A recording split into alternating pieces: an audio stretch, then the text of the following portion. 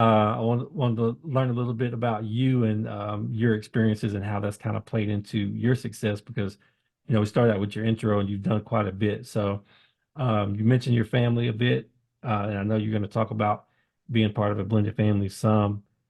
What have you learned anything from being a parent, being a spouse that has translated into making you more effective as a professional? Is there anything that you can take away from that that makes you better in the professional world as well?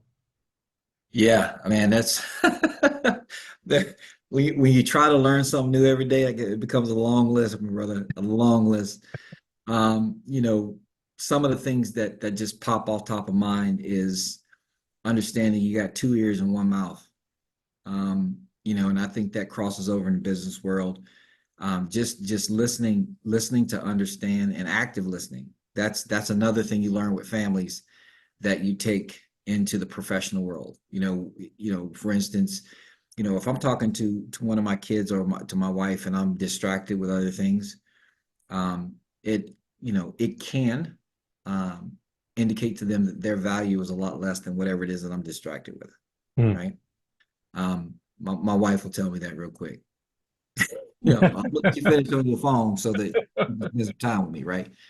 And it's the same thing. If you're in a business meeting or you're trying to work with a client or something like that, and you're distracted with everything else around the room, um, they're not an audience of one. Yeah. So things like that crossover. Patience is another one. Things are not going to always go your way. My grandfather used to tell me all the time, and I'm gonna warn you, bro. I'm going to talk about my grandfather a lot. He was probably one of the most influential people in my life. So a lot of things that I say, I hear, and I just remember from his wisdom. I love it. And he was very grounded, man with his faith, and it was life changing for me. And that's not a figure of speech. That's fact, right? Hmm. But one of the things that when you're talking about patience, one of the things that he'd always remind me is that um, you need patience. People have to be patient with you, Yeah. so you need to learn to be patient with people. Um, that's one of the things and he used to help me a lot with just people in the workplace. Here's one that a lot of people don't want to talk about, but I think is important.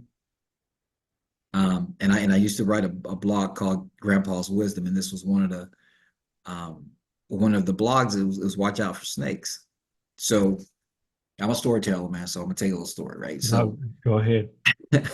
so I used to work with my grandfather when I was really young, from like 8 to 16. Right, he passed away when I was 16, and we're doing some landscaping one day, and we're working in this yard, and I'm talking to him about problems and stuff like that. A little young, probably I was probably 11 or 12 at this point, Hmm. and I saw this snake over there, and I go grab a tool, and I'm going to go kill this snake. He said, "Hey, hey, hey, what are you doing?" And I said, "Man, I'm going to kill this snake." He said, "What's that snake doing to you?" I said, "None, but it's a snake." And he said something, and this is how my grandfather was, man. He was so It's the ability to say a lot with a little. He said, "You can't go killing every snake you see." Hmm. He says, "There's always a snake in the grass. You just need to know where it is." And I was like, man, and what he's saying is, yeah, you interact with people. There's always going to be people who have characteristics that you just need to be aware of. You can't go attacking all of them, or you'll be on a never-ending quest that really ends up tearing at your soul. But just know where they are and know what they do and know how to react and respond around them, or what to and not to say around them. Know who has the ability to earn trust and those who's broken other folks' trust. So, you know, you learn from that, right? Yeah. Knowledge is what you gain from going through something. Wisdom is the ability to learn from other people's mistakes. So when you are going through scenarios and you see how people respond and treat other people, I tell my daughters all the time, when you dating somebody, you don't know that person until you see them angry, until you see them mad. Mm. And it's not mad at necessarily at you, it's mad at whatever they're mad at, because how they respond to other people, that's how they gonna respond to you when they mad at you, Mm, right? So yeah. that's the difference between knowledge and wisdom. And those are things that you learn, when you're dealing with family, or when you're dealing with kids, or or you're dealing with your spouse. And you can carry those things over in business world. I mean, there's a plethora, my friend, but those are some that just come to top of mind. And yeah, there's the topical ones, right? Being a better communicator, right? For instance, understanding the gravity of trust, right?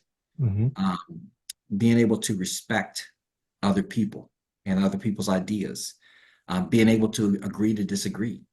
That's hard because everybody wants to be right. Hmm. But you're Yeah. not always right, because right and facts and right are two different things in a lot of people's heads.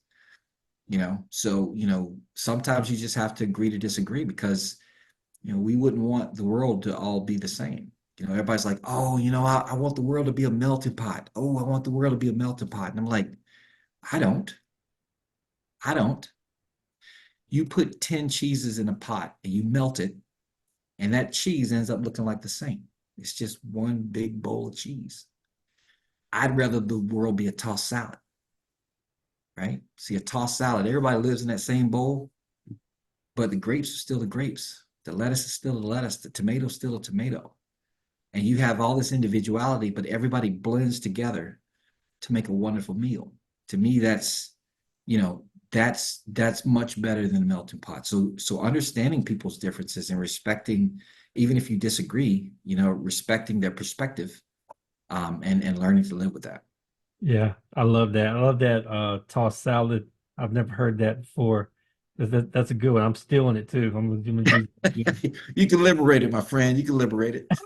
I'm gonna use that again. But yeah, no, man, you said a lot, and I've been kind of taking notes here because the great thing about having this podcast is I get to learn from every guest I have. So I'm loving that. But I heard a lot of things that you carried over from learning about from being a parent, being a spouse, that you've taken from life and you've translated into the business world. You talked about the power of being present and how important it is to be able to be locked in and give somebody your full attention and not be distracted. You talked about patience, which I think we can all agree that that's an important thing to have, no matter where you are, is to have some patience, which is tough in this world, this microwave society. So Hmm. patience is becoming a little bit scarce nowadays. So I think that's something that we have to be more intentional about teaching and practicing, right? Can't kill every snake. It was the first time I heard that one, but that was a good one. You just need to know where they are. You don't necessarily have to chase everyone down and take care of it, right? Just be aware. Communication, trust, respect for other people's ideas. And then of course, can't forget the tossed salad versus the melting pot, and how important it is to have diversity and people just kind of working together and being in harmony. So um, that was a long list. That was more than I expected out to get out of that question. So I appreciate that. I think that's something we can all take and use and be better people for it. For sure.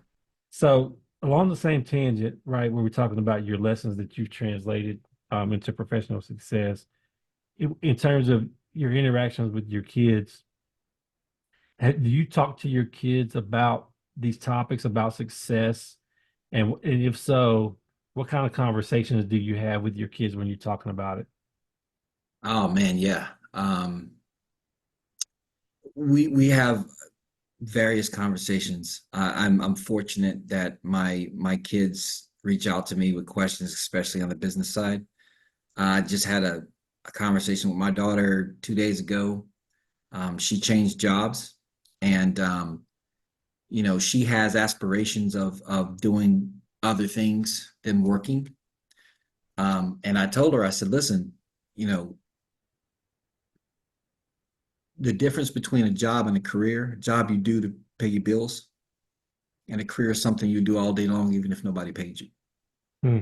So, I told her that if you want to focus on, something different, but you don't know if that's going to be enough to sustain you, then get a stable job. Get something that you can do and have great benefit from, and then once you stabilize that and you're good, you're above average at what you're doing on your job, then you can start focusing on those that thing that you're trying to accomplish. You know, this particular daughter has a business that she cares for people's pets, especially when they're busy professionals, right? Hmm. But her job at that time was a struggle, and so she's recently gotten hired on in the for the state where she works, which has a lot of consistency. And now she can work on, building this other business until your passion becomes your job. You know what I'm saying? Yeah. So it's things like that. It's financial security. You know, when I was coming up, I was raised by a single mom, raised six of us, and we didn't have we were poor. I mean, not poor. We couldn't afford the OR at the end. We were just poor, and my mom did the best that she could, but she didn't understand investment. She didn't understand savings. She didn't understand, what a 401k or IRA is, or Roth IRA, or, she didn't understand, the stock market and things like that. And as I've learned and tried to educate myself on the pluses and minuses of credit cards, right? I ain't paying Mhm. nobody's interest. Understanding how taxes work and understanding how a business works, right? I'm sharing that information, with our kids. My wife and I take different financial trainings. Dave Ramsey is one of them that we've taken, and we've provided that to our kids. So, my daughter in her new job, and my son's in the Air Force. Mhm. Uh, he's doing well. He's actually there in Georgia, and he's investing, and they're all doing things that we were not. We didn't have. We just have the education to do when we were younger. Yeah. I didn't learn that stuff till I was in my 30s. So giving them the opportunity, and the knowledge, um, at a much younger age will hopefully set them up to be in a better position than even I am now. And it seems like it's working. Listen, my daughter bought a house before I did. That's that's what that's what we try to do though, right? Yeah, Try to yeah. get them in a position to do things better than we did, right? Mhm. But you know what? Here's, I think, something important. Um, I consider myself blessed, right? But even when my kids were younger, I understood the value of work and investment. So there were a lot of things that my kids wanted, and I'm like, well, how are you gonna come up with your end of the money? And I think a lot of parents nowadays just give it to them. Oh, I Hmm. didn't have this. Let me give this to them. And I think um, I think that can be a a disadvantage, because then they don't have any investment. They don't have any sweat equity Yeah. in that thing. So as much as I try to give them knowledge, and there are things that we're setting up for them and that sort of thing, I want to give them the understanding that everything is a product of work. It's a product of work. Anything that you really are going to value is a product of work. And I try to, like my grandfather, orchestrate scenarios and show them that more than telling them that. And it's paid off, right? It's paid off. Yeah. And the way that they're living, the way that they're doing, um, the things that are important to them. And that to me makes me feel a little better, you know? Yeah. Yeah.